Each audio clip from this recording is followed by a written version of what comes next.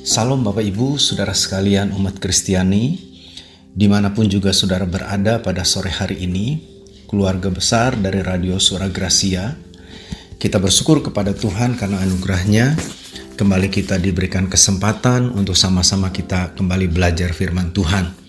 Saudara, itu sebabnya mari kita mau berdoa, kita minta supaya Tuhan menolong kita boleh memahami kebenaran firman-Nya dengan baik. Mari kita berdoa. Tuhan Yesus, Gembala kami yang baik, kami datang dan bersyukur kepada Tuhan karena oleh anugerah dan kemurahan yang Tuhan berikan kepada kami, hari ini kami ada sebagaimana kami ada. Kami sungguh bersyukur kepada Tuhan karena pada hari ini kami diberikan kesempatan untuk kami sama-sama belajar firman-Mu, mendengarkan dan merenungkan kembali firman-Mu. Tolong kami Tuhan, biarlah kami boleh penuh dengan konsentrasi, menerima setiap kebenaran firman-Mu. Urapan-Mu memampukan kami untuk dapat menangkap kebenaran-kebenaran ini. Urapan yang sama juga menolong hamba-Mu untuk dapat menguraikannya dengan baik, sehingga dimudah dipahami, dimengerti oleh umat-Mu, memberkati umat-Mu, dan umat-Mu boleh menghidupi di dalam kehidupan hari lepas hari. Terima kasih Tuhan. Kami serahkan waktu selanjutnya ke dalam tangan Tuhan. Beracaralah bagi kami, berfirmanlah kepada kami. Kami siap untuk menerimanya. Di dalam nama Tuhan Yesus Kristus. Haleluya, haleluya. Amin, amin. Puji Tuhan, Bapak Ibu, Saudara sekalian dikasih Tuhan. Oleh anugerah dan kemurahan-Nya, kita ada di hari yang ke-24 saudara dari tahun yang baru. Kira-kira bagaimana pengalaman saudara hampir 1 bulan ini dalam menjajaki menjalani kehidupan di tahun yang baru ini. Saya berdoa, saya berharap biarlah saudara semakin memiliki satu kehidupan, pengalaman-pengalaman yang nyata hidup beriman kepada Tuhan. Saudara-saudara, kalau saudara ingat apa yang saya katakan di awal tahun lalu, saya berkata bahwa saudara, tahun 2021 merupakan tahun yang berat bagi kita. Berat yang kita jalani. Di tahun 2021 yang lalu, kita tahu saudara ada banyak orang mengalami kehilangan-kehilangan dalam hidupnya. Mereka kehilangan pekerjaan, mereka kehilangan pendapatan mereka, bahkan mereka juga kehilangan saudara orang-orang yang mungkin mereka cintai. Mereka harus meninggal lebih dahulu saudara, terkena oleh sakit penyakit, oleh COVID-19 itu. Jadi saudara-saudara, memang situasi itu satu situasi yang berat. Tidak mudah untuk kita melewatinya saudara. Tetapi saudara, ketika kita lewati, maka kita tahu semua itu adalah karena Tuhan.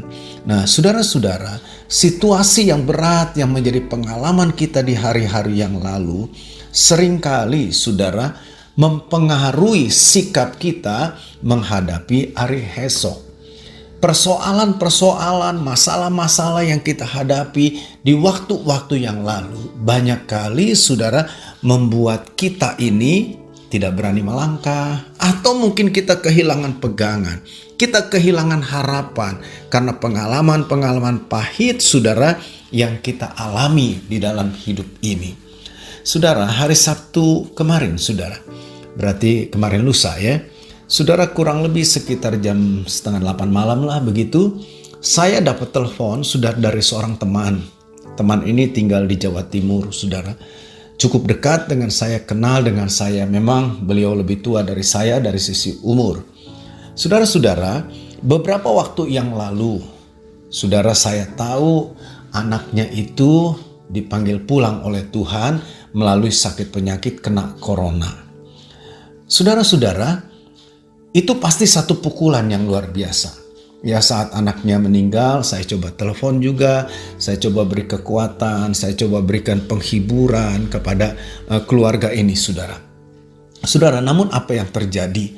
Tadi malam ketika dia telepon saya tanya bagaimana kabarnya Pak. Ada satu jawaban yang sangat miris menurut saya, sangat memprihatinkan dan hati saya terenyuh, hati saya bersedih, saudara. Karena saudara, dia berkata, aduh saya sekarang sudah kehilangan harapan. Saya nggak tahu harus berbuat apa lagi gitu. Pokoknya sudah nggak tahu lah gitu dia bilang. Saudara-saudara jadi benar-benar dalam keadaan bingung. Dalam keadaan nggak tahu harus berbuat apa lagi. Karena kehilangan anak yang sangat dikasihinya itu. Saudara-saudara, saya bisa memahami bagaimana perasaannya, walaupun tentu tidak seperti yang dia pahami, yang dia rasakan. Tetapi memang saya bisa membayangkan, saudara, betapa dia begitu terpukul dengan kehilangan anaknya yang dia cintai itu. Bapak Ibu, saudara sekalian, hal ini bisa terjadi dalam kehidupan kita. Pengalaman-pengalaman kita di masa yang lalu sangat berpengaruh, seringkali mempengaruhi sikap kita, saudara, di dalam menjalani kehidupan di hari-hari selanjutnya. Saudara-saudara, mari saya ingin ajak saudara coba renungkan ini. Sebab saya tahu bukan hanya teman saya yang di Jawa Timur itu, saudara. Ada banyak orang juga yang mengalami, memiliki situasi yang sama. Kehilangan pegangan, kehilangan harapan, kehilangan imannya, saudara, karena peristiwa-peristiwa yang menyakitkan di masa-masa yang lalu. Nah, itu sebabnya saya ingin ajak saudara untuk mari coba kita belajar firman Tuhan. Kita belajar dari kitab Ratapan. Saudara-saudara, di dalam kitab Ratapan, sebentar saya lihat. Ratapan pasal yang ketiga. Saudara mari lihat. Kalau saudara punya kesempatan membuka Alkitab saudara, silakan buka. Ratapan pasal 3 ayat yang ke-25. Saudara perhatikan, itu ayat yang bagus saudara. Bunyinya begini, saya akan bacakan bagi kita semua. Dibilang, Tuhan adalah baik bagi orang yang berharap kepadanya, bagi jiwa yang mencari Dia. Saudara-saudara, saya baca ayat ini indah sekali. Dibilang Tuhan itu adalah baik. Jadi Allah adalah Allah yang baik. Tuhan adalah Tuhan yang baik bagi orang yang berharap kepadanya dan yang mencari Dia. Saudara-saudara, ayat yang bagus, yang baik, yang indah ini, kalau kita baca secara lengkap, lihat konteksnya, kita bacalah, sebutlah, katakan seluruh pasal 3, bahkan kalau saudara bisa baca dari pasal pertama, kita bisa dapatkan adanya satu situasi, saudara, yang dialami oleh Yeremia, penulis kitab Ratapan itu. Ada situasi yang dia alami, yang dia lihat, saudara, yang dia rasakan. Dia merasakan berat, dia merasakan sesuatu yang tidak menyenangkan, dia merasakan kegagalan mungkin begitu dalam pelayanannya. Dia juga melihat bagaimana penderitaan yang dialami oleh orang-orang umat Allah, umat Israel pada waktu itu. Saudara-saudara, puncak kesusahan mereka itu dengan dihancurkannya Yerusalem, saudara, oleh Babel. Lalu saudara-saudara, mereka ditawan ke negeri Babel itu. Yerusalemnya hancur, orang-orangnya ditawan sebagai tawanan, hanya ditinggalin katakan orang-orang biasa yang sederhana, maaf katakan yang bodoh, yang tidak punya pengaruh, itu yang tidak dibawa ke Babel. Saudara, tentu pengalaman itu menjadi satu pengalaman yang pahit. Dan saya dapat memahami kalau andai kata orang-orang yang ada pada saat itu mereka sudah kehilangan harapan, hopeless. Tidak punya lagi harapan. Apa yang bisa diharapkan dengan situasi yang seperti itu? Apa yang ada pada mereka sudah habis. Mereka bukan lagi hidup sebagai orang merdeka, tapi sekarang mereka hidup sebagai orang buangan yang diperbudak. Harta benda mereka hilang, rumah mereka hilang, semua hilang. Saudara-saudara, di dalam situasi yang seperti itu, apalagi yang bisa diharapkan? Masih mungkinkah untuk bisa berkata saya tetap berharap? Saya kira ini bukan satu perkara yang mudah, kan saudara? Saudara-saudara, coba renungkan hal itu. Saudara bisa pelajari bagaimana apa yang terjadi di dalam kehidupan pada zaman Yeremia. Kalau kita lihat pribadi Yeremia, Saudara, selama Yeremia melayani, katakan sampai dia matinya, boleh dibilang saudara tidak ada satu jiwa pun yang bertobat, saudara. Artinya mau dengar dia, mau nurut dengan apa yang dia sampaikan itu. Saya berpikir saudara, aduh itu tentu kalau andai kata terjadi kepada kita saat ini, umpama saya ngalami itu saudara, katakanlah 25 tahun saya ada di Kuningan, tapi tidak ada satu jiwa pun yang mau dengar khotbah saya. Tidak ada satu jiwa pun yang bertobat karena apa yang saya sampaikan. Saya yakin saudara, orang-orang akan berkata saya sebagai pendeta yang gagal. Orang-orang akan berkata saya sebagai pendeta yang mungkin tidak diberkati Tuhan, dikutuk, mungkin dihukum oleh Tuhan. Buktinya tidak ada seorang pun juga yang bisa saya menangkan. Orang barangkali akan berkata seperti itu dan memberikan label macam-macam saudara. Jadi saya bayangkan keadaan Yeremia secara pribadi begitu tertekan dengan situasi itu. Bukannya dia melihat jiwa-jiwa yang bertobat, tapi justru sebaliknya saudara, yang dikhotbahkan, yang disampaikan, mendengar firman Tuhan, bukannya bertobat, tapi balik menyerang dia, mencelakai dia. Benar-benar satu keadaan yang sangat-sangat berat. Saudara, apakah di situasi yang seperti itu masih ada harapan? Ini pertanyaan yang penting, saudara. Nah, saudara-saudara, kita akan coba lihat ya. Sedikit saya ingin ajak saudara kita mundur coba beberapa ayat. Ya, saran saya sih saudara bisa baca mulai dari ayat 1 bahkan dari pasal 1 kitab Ratapan sehingga kita bisa lebih mengerti, lebih memahami lebih dalam. Tapi saya ingin baca coba mundur beberapa ayat saudara dari pasal 3 ini. Saudara lihat saya baca katakan dari ayat 17 saja ya. Dibilang engkau menceraikan nyawaku dari kesejahteraan. Aku lupa akan kebahagiaan. Sangkaku hilang lenyaplah kemasyuranku dan harapanku kepada Tuhan. Ingatlah akan sengsaraku dan pengembaraanku, aku ipu dan racun itu. Jiwaku selalu teringat akan hal itu dan tertekan di dalam diriku. Ayat 21 bilang begini, tetapi hal-hal inilah yang kuperhatikan. Oleh sebab itu, aku akan berharap. Saudara, ini luar biasa. Jadi saudara lihat Yeremia, dia pribadi mengalami pahitnya, susahnya hidup sebagai seorang nabi.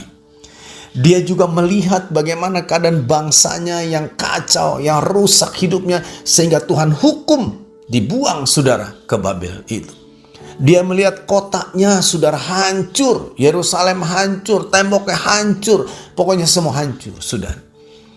Jadi saudara-saudara, situasi kondisi seperti itu, kita akan berkata wajar kalau orang putus asa dan tidak punya harapan lagi. Tetapi saudara, kalau kita lihat tadi ayat 21, Yeremia dia bilang, aku tetap punya harapan. Kenapa dia bisa punya harapan? Saudara-saudara, ayat ini berkata, ayat 21 bilang, tetapi hal-hal inilah yang kuperhatikan. Berarti saudara lihat, Yeremia tidak memfokuskan pandangannya kepada kehancuran, kepada malapetaka, kepada penderitaan, kepada kesusahan. Bukan itu yang menjadi fokusnya. Ini kunci bagi kita. Kalau mata kita arahkan kepada masalah, kepada persoalan, kepada pergumulan, sakit penyakit, penderitaan kita, kesusahan kita, saya jamin kita akan putus asa. Tapi saudara belajar dari Yeremia. Dia bilang ini yang aku perhatikan, bukan hal-hal kehancuran itu, bukan ke sana mataku kuarahkan, bukan ke sana kufokuskan itu, bukan dia bilang. Tapi kepada hal inilah yang akhirnya menimbulkan harapan karena aku arahkan pandanganku bukan kepada masalah. Tapi apa saudara? Dia bilang begini kan, tetapi hal-hal inilah yang kuperhatikan. Oleh sebab itu aku akan berharap. Apa yang dia perhatikan? Saudara lihat mulai ayat 22. Dibilang begini, tak berkesudahan kasih setia Tuhan, tak habis-habisnya rahmatnya selalu baru tiap pagi, besar kesetiaanmu. Saudara lihat, Yang pertama, yang membuat dia tetap berharap, dia ngerti, dia tahu, dia yakin bahwa kasih setia Tuhan tidak akan pernah habis. Saudara-saudara, ini memang bukan hal yang mudah. Andai kata saya hidup nggak benar, andai kata saya hidupnya rusak, saudara, wah selalu saya menderita, saya susah gitu, saudara, akibat perbuatan saya. Kan susah saya untuk melihat Tuhan itu baik, Dia akan tetap mengasihi saya. Susah, saudara. Kita akan lebih mudah berkata, Tuhan marah kepada saya, Tuhan sudah murka kepada saya susah menderita ini karena murka Tuhan. Nggak mungkinlah Tuhan mau mengampuni saya, nggak mungkin Tuhan mau memulihkan saya lagi. Kita lebih cenderung untuk berpikir seperti itu tuh kan, saudara. Tapi lihat Yeremia, dia bilang ini yang aku tahu, ini yang aku perhatikan, bahwa kasih setia Tuhan itu, anugerah Tuhan, kebaikan Tuhan itu tidak pernah berkesudahan, tidak pernah habis, saudara. Rahmatnya, anugerahnya bagi kita. Orang bilang, apa benar Pak seperti itu? Saudara, saya mau bilang benar. Kemarin hari Minggu selesai ibadah kedua di tempat saya ada seorang jemaat, saudara, ngobrol dengan saya. Saya ajak ke kantor di gereja, lalu ngobrol. Dia cerita bagaimana kebaikan Tuhan. Saya bilang begini sama dia, kalau kita bicara tentang kebaikan anugerah Tuhan, saya bilang saya pribadi pasti nangis. Kenapa? Saya sadar ada banyak hal saya tidak benar. Saya sadar ada banyak hal saya keliru. Saya salah jalan, menyakiti Tuhan. Tapi saya bilang, kalau sampai detik ini saya masih Tuhan izinkan khotbah, menyampaikan firman, membagikan apa yang Tuhan berikan, itu semua bukan karena saya baik, tapi karena anugerah Tuhan, karena kasih setia Tuhan yang tidak pernah habis, yang tidak tergantung kepada apa yang saya buat. Bapak, Ibu, saudara sekalian, kesetiaan Tuhan kepada kita tidak akan pernah berubah. Alkitab bilang, saudara, ya kalau kita ini katakan meninggalkan Tuhan, Tuhan bisa tinggalkan. Kita jahat, Tuhan bisa tinggalkan. Tapi dibilang Tuhan itu tidak bisa menyangkali kesetiaannya, kasihnya kepada kita. Mungkin kita banyak kali tidak setia. Banyak kali kan kita melakukan yang tidak benar. Banyak kali perbuatan kita mengecewakan, mendukakan hati Tuhan. Tapi saudara, kalau sampai hari ini kita tetap ada, itulah bukti Dia mengasihi kita. Saya berpikir untung Tuhan itu tidak seperti manusia seperti kita. Kalau saya menyakiti saudara sekali, saya datang, saya minta maaf, maafin saya ya, saya sudah menyakiti. Mungkin saudara akan memaafkan saya. Tapi kalau berulang saya menyakiti saudara, apakah saudara akan memaafkan saya? Mungkin bukan hanya sekedar tidak memaafkan, tapi barangkali saudara akan melukai, menyakiti saya, menjatuhkan hukuman kepada saya. Saudara-saudara, itu manusia. Tapi ingat baik-baik saudara, Allah kita, Allah yang memiliki kasih setia yang tidak pernah berkesudahan. Inilah yang menumbuhkan, memunculkan harapan kita. Kita tidak tahu memang hari esok akan seperti apa. Kita tidak tahu perkembangan COVID ini seperti apa. Kita tahu ada varian baru yang disebut dengan Omikron. Memang kita dengar itu tidak terlalu berbahaya ini dan itu. Tapi apakah itu sesuatu yang bisa kita biasalah anggap abaikan gitu. Saudara-saudara, kita nggak ngerti. Situasi ke depan akan seperti apa kita tidak tahu. Tapi yang harus saudara tahu, yang harus saudara yakini, bahwa kasih setia Tuhan tidak akan pernah berakhir dalam hidupmu. Dia tetap Tuhan yang mengasihimu. Dia tetap Tuhan yang mau menyatakan rahmatnya, anugerahnya itu baru setiap hari disediakan bagi kita. Ingat itu saudara. Dan saya yakin ini bukan sekedar omong kosong. Tapi saya yakin inilah kasih yang nyata yang firman Allah katakan. Yeremia di tengah-tengah kehancurannya, dia berkata, aku masih tetap percaya, berharap pada Tuhan. Karena aku mengerti, aku arahkan pandanganku kepada Allah yang kasih setianya tidak pernah berkesudahan. Yang kedua, saudara, apa yang membuat dia tetap memiliki harapan? Saudara, ayat 24 dia bilang begini, Tuhan adalah bagianku, kata jiwaku. Oleh sebab itu, aku berharap kepadanya. Saudara, ini satu kalimat yang begitu indah menurut saya. Jadi yang pertama, dia mengerti, dia memahami benar bahwa kasih setia Tuhan itu tidak akan pernah berhenti. Lalu kedua, yang membuat dia begitu berharap penuh di tengah-tengah kesulitannya, dia berkata, Tuhan itu dibilang adalah bagianku. Saudara-saudara, apa maksud daripada yang dikatakan oleh Yeremia ini? Ketika dia berkata bahwa Tuhan itu adalah bagianku. Nah, saudara-saudara, saya coba membandingkan beberapa terjemahan. Saya baca terjemahan dari firman Allah yang hidup, bunyinya begini. Jiwaku berkata, Tuhan adalah pusakaku, warisanku. Sebab itu, aku akan berharap kepadanya. Saya coba bacakan satu lagi dari terjemahan Alkitab Berita Baik. Saudara, terjemahannya bunyi begini. Tuhan saja yang aku punyai. Oleh itu aku berharap kepadanya. Saudara, hal yang kedua yang membuat dia tetap punya harapan, dia tahu Tuhan itu adalah miliknya dia. Artinya, saudara, dia ini punya Tuhan. Dia percaya kepada Tuhan. Allah adalah kepunyaan dia, warisan dia, bagian dia.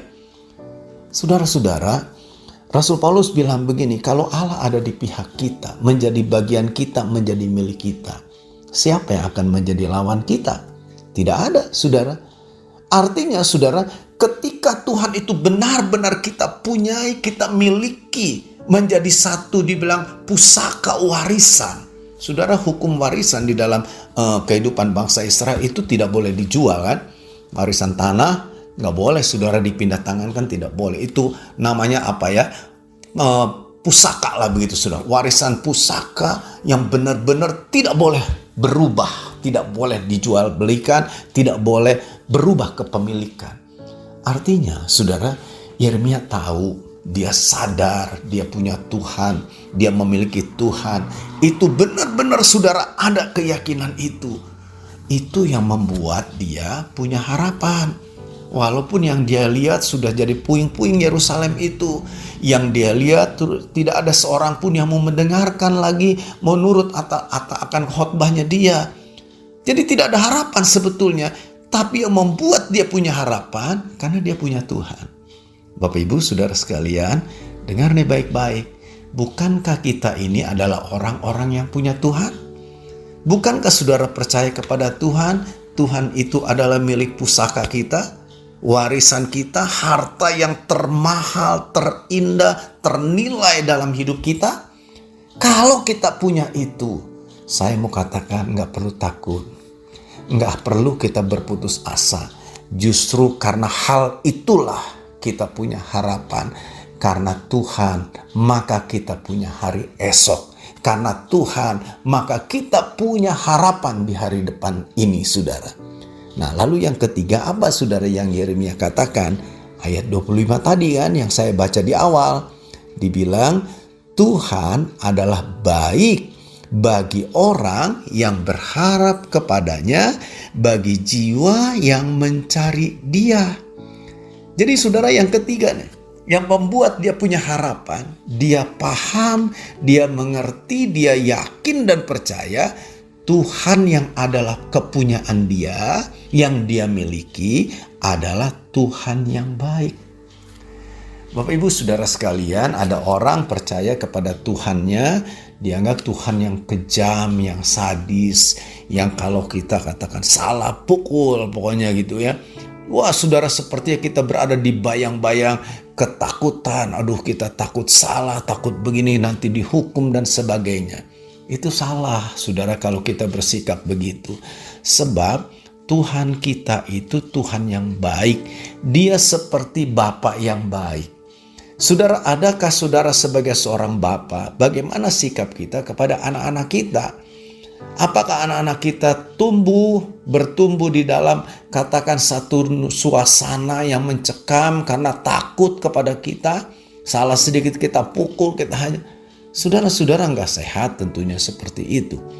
Yeremia dia yakin dengan seyakin-yakinnya, dia ngerti, dia tahu bahwa Allah yang dia punyai itu adalah Allah yang baik. Saudara-saudara, sebagai Allah yang baik, maka jelas saudara, dia akan memberikan, dia akan melakukan sesuatu yang baik buat kita. Itu pasti. Tuhan Yesus kan bilang begini saudara. Dibilang, jadi jika kamu yang jahat tahu memberi pemberian yang baik kepada anak-anakmu, apalagi Bapakmu yang di sorga. Ia akan memberikan yang baik kepada mereka yang meminta kepadanya. Jadi saudara lihat, kita nggak perlu putus asa. Memang dunia ini semakin sulit, semakin susah mungkin, semakin kacau, semakin membuat kita tidak punya harapan, bisa begitu. Tapi jangan fokus ke situ. Tapi mari kita mau fokus kepada Allah yang kasih setianya tidak pernah berakhir. Kita mau fokus saudara kepada Tuhan yang menjadi bagian kita. Kita saudara punya sesuatu yang besar, yang luar biasa di atas segala-galanya. Itulah Tuhan. Jadi nggak pada tempatnya kalau kita berputus asa saudara. Ingat itu, dengar itu baik-baik. Dan saudara, Tuhan yang kita punya itu Tuhan yang baik. Karena dia Tuhan yang baik, maka dia akan selalu memberikan yang baik kepada kita. Yang berguna bagi kita, yang mendatangkan kemanfaatan bagi kita. Saudara-saudara, Tuhan tidak akan pernah memberikan yang tidak baik. Lalu orang sering bilang, mana buktinya saya bangkrut Pak, buktinya saya sakit, buktinya orang yang saya kasih sakit gak disembuhkan. Saudara-saudara, kita selalu berpikir, ketika kita bilang Tuhan itu baik, maka pemikiran kita selalu, saudara, kita cenderungnya berpikir, tidak akan terjadi hal-hal buruk dalam hidup kita. Nggak akan sakit, nggak akan gagal, nggak akan bangkrut, tidak akan mengalami kerugian, akan untung terus. Kita seringkali berpikir kebaikan Tuhan seperti itu.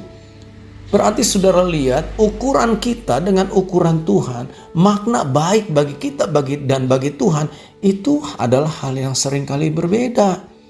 Bukankah Nabi Yesaya bilang rancangan Allah dengan rancangan kita itu seperti jauhnya langit dari bumi. Kita pikir akan begini kalau disebut baik, tapi ternyata tidak seperti itu. Tapi yang pasti dia tetap Allah yang baik. Dia akan memberikan yang baik, yang bermanfaat bagi kita. Bukan hanya itu kan saudara, kalau dibilang dia itu adalah Allah yang baik, maka sebagai Allah yang baik saudara, dia tidak akan pernah terlambat menolong kita. Ingat saya bilang sekali lagi, dia tidak akan pernah terlambat untuk menolong kita. Saudara, waktu Petrus dia berjalan di atas air itu saudara, mulai dia lihat kiri kanan ada angin, ada gelombang, dia mulai takut kan, mulai dia tenggelam tuh saudara. Ketika dia tenggelam dia berteriak, Tuhan tolong saya. Saudara-saudara, kalau andai kata Tuhan ngomong dulu, kamu gak percaya begini, begitu, begini, tenggelam dulu tuh saudara si Petrus. Tapi kita lihat Tuhan tanpa banyak komentar. Tapi dia tahu situasinya saat itu, sesegera itu juga diulurkannya tangannya, diangkatnya si Petrus itu. Bapak Ibu, baru setelah itu kan Tuhan ngomong gitu. Jadi di sini kita melihat Tuhan yang baik adalah Tuhan yang tidak pernah terlambat untuk menolong kita. Kita rasa lama bisa jadi saudara, karena waktu Tuhan dengan waktu kita kan beda saudara. Ingat, dia Tuhan yang maha tahu, dia tahu kapan waktu yang pas, yang tepat, dan dia akan nyatakan pertolongannya bagi kita. Jangan lupa saudara, harapan itu muncul karena kita punya Tuhan. Tuhan yang tidak pernah habis kebaikannya, kasih setianya. Kita punya harapan karena kita punya Tuhan. Kita punya harapan karena Tuhan yang kita punya itu Tuhan yang baik.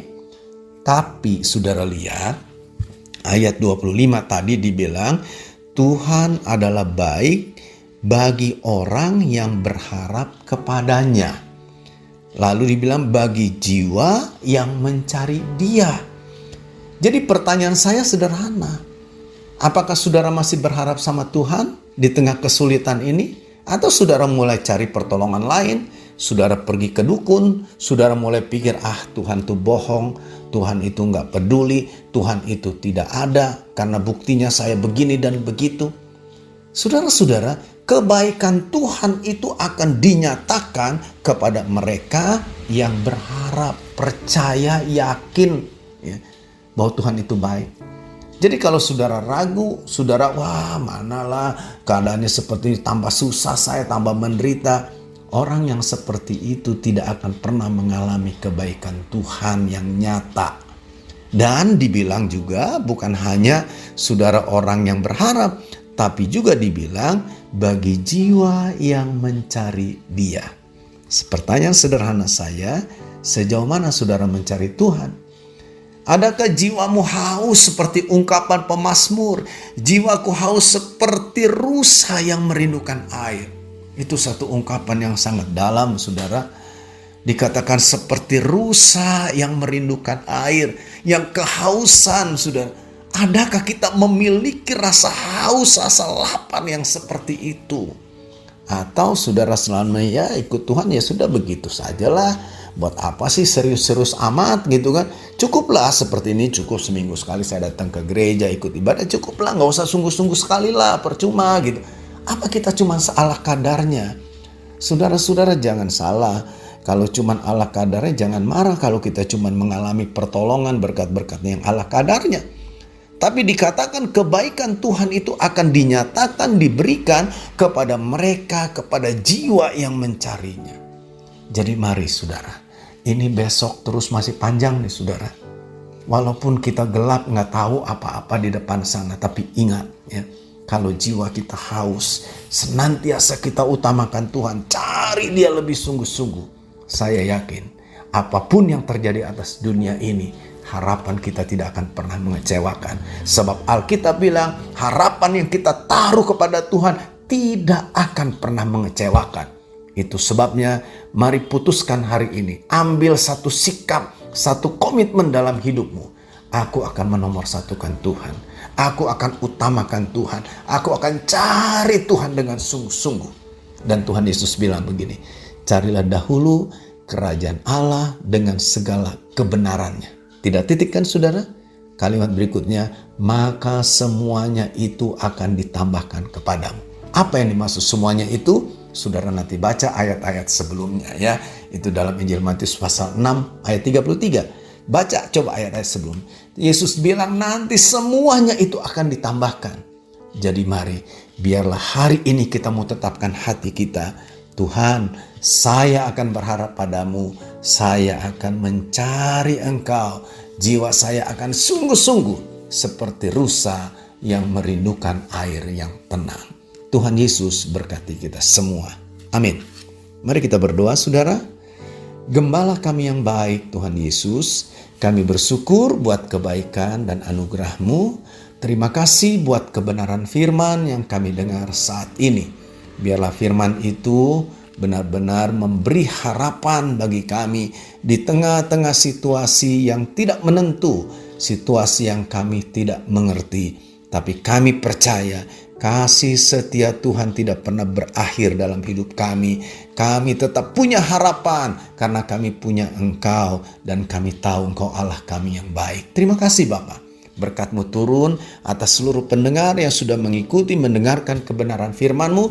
Limpahkan anugerah-Mu bagi mereka yang sakit disembuhkan, yang lemah dikuatkan, yang berputus asa diberikan harapan, kekuatan, kemenangan bagi mereka. Terima kasih Bapa, berkat-Mu atas setiap umat-Mu, gereja-gereja-Mu, hamba-hamba-Mu, bahkan setiap kota, setiap tempat di mana firman-Mu diperdengarkan. Turunlah di sana damai sejahtera Allah, turunlah di sana kuasa Allah, kasih Allah menyelamatkan kota itu. Tuhan berkati bangsa kami, pemimpin-pemimpin kami Tuhan berkati. Terima kasih Bapa, sekali lagi kami bersyukur buat anugerah kemurahan-Mu yang Kau nyatakan bagi kami hari ini lewat kebenaran-kebenaran firman ini. Terpujilah nama Tuhan di dalam nama Yesus. Haleluya, haleluya. Amin, amin.